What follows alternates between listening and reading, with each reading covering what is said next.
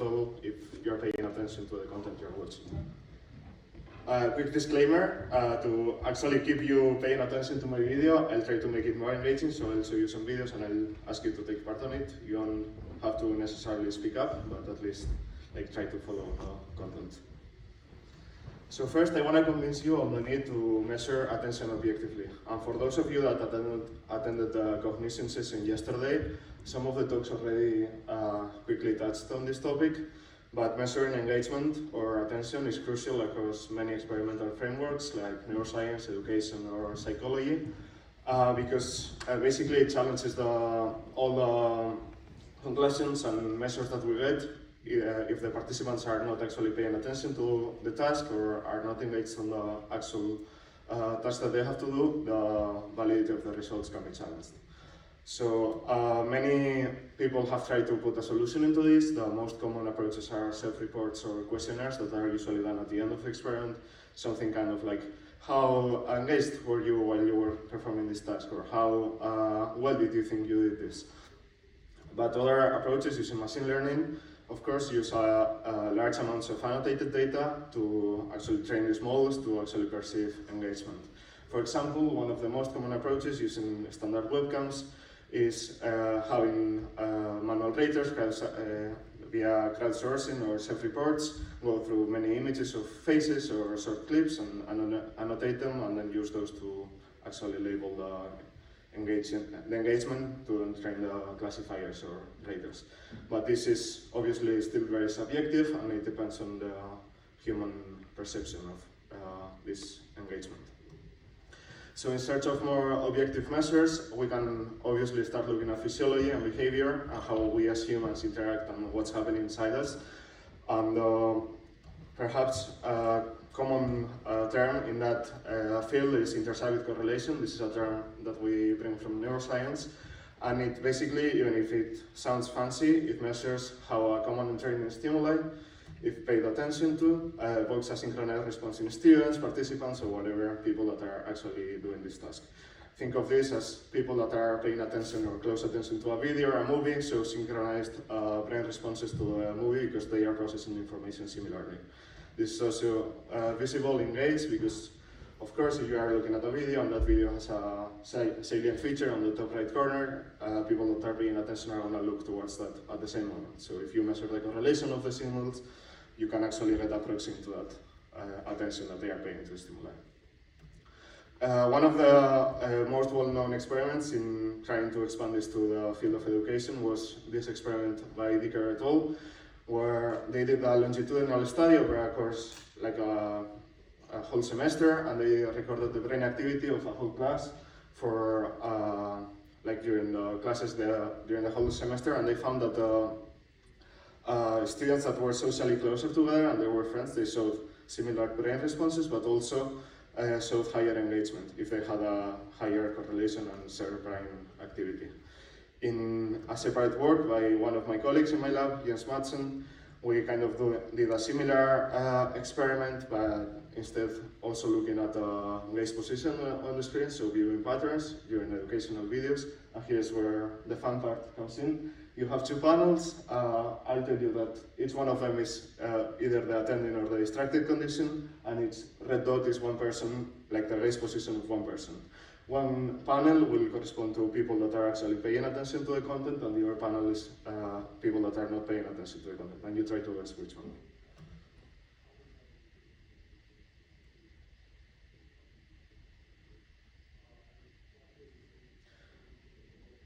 And I kind of talked about it before, but you can see that people that were actually paying attention do follow the contents of the story, and that can serve as a metric of how much attention they are paying to it.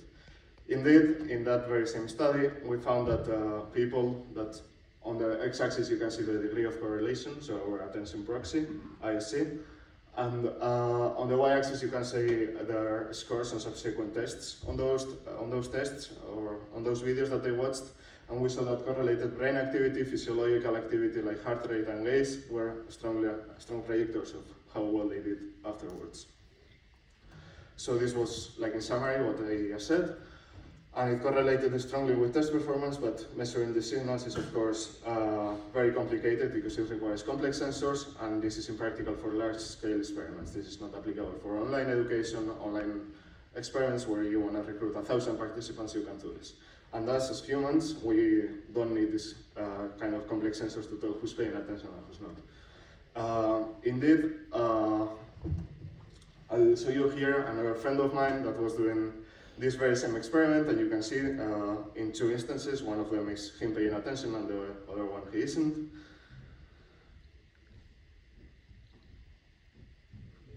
And if I ask you what kind of clues you used, you might infer that you were using the posture, the mouth, or the face.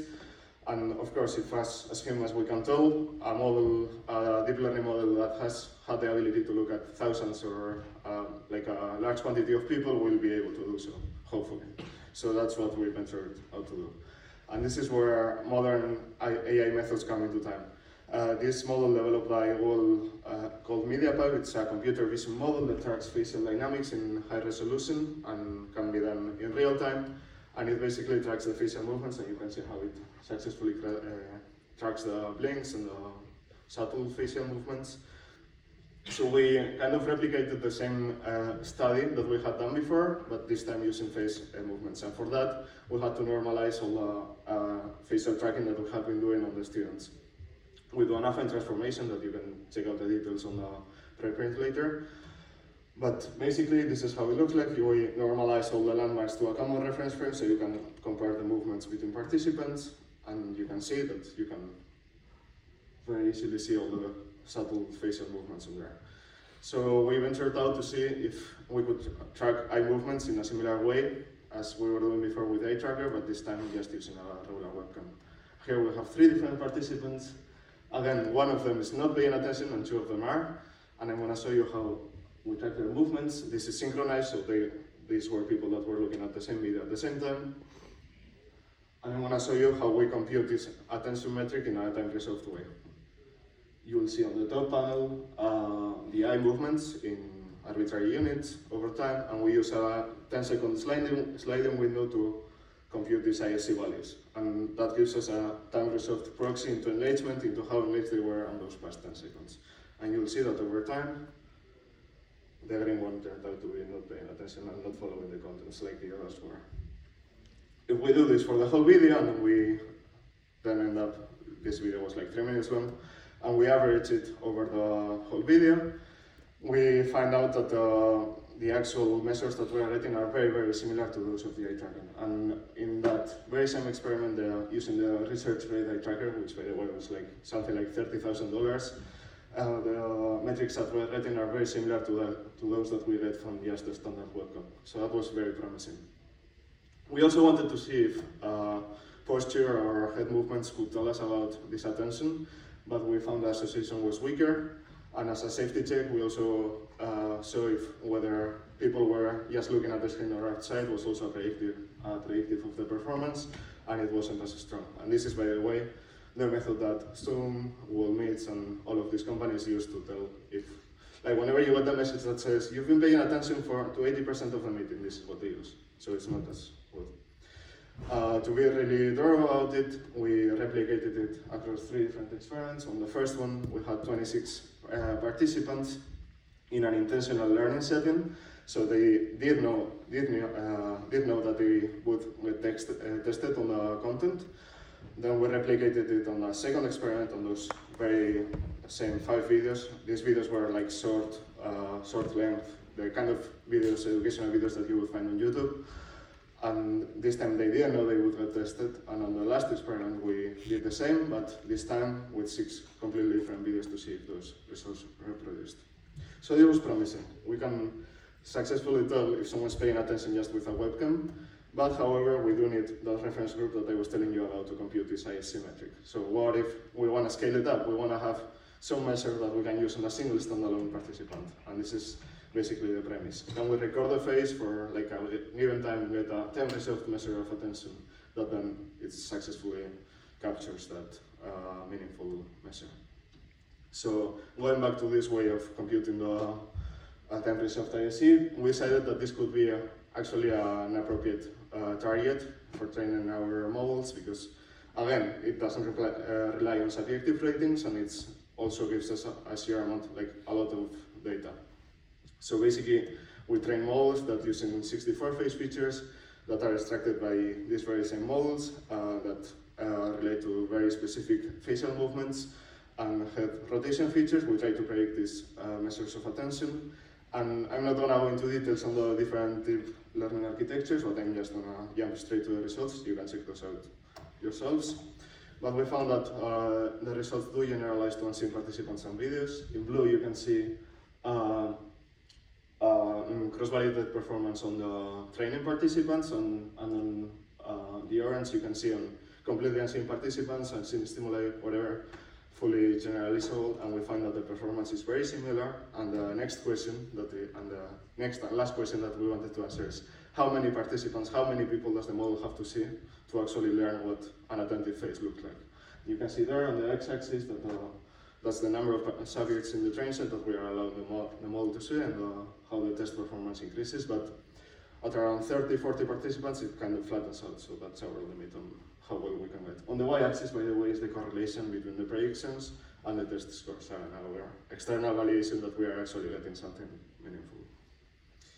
And in summary, we conclude that the engagement or attention tracking from a standard webcam is feasible, that attention can be measured privately and remotely, and this is important because we don't need to transmit the face images online. Indeed, we are running an online replication of this study on 400 participants, and these models can run on the browser without the need to transmit any face image. And well, the most important thing that is generalizes to unseen participants and stimuli. So in principle, you should be able to take my model and implement it yourselves if you want it. So I want to thank my lab, of course, for all the insightful comments and all the help in this work, and to NSF for funding this work. And lastly, I want to give you those 3 QR codes. If you ask me, I would say you scan the second one. It's a demo on how the face tracking works on the browser. I promise I'm not collecting data for an experiment here, but you can see it yourselves. And that's it.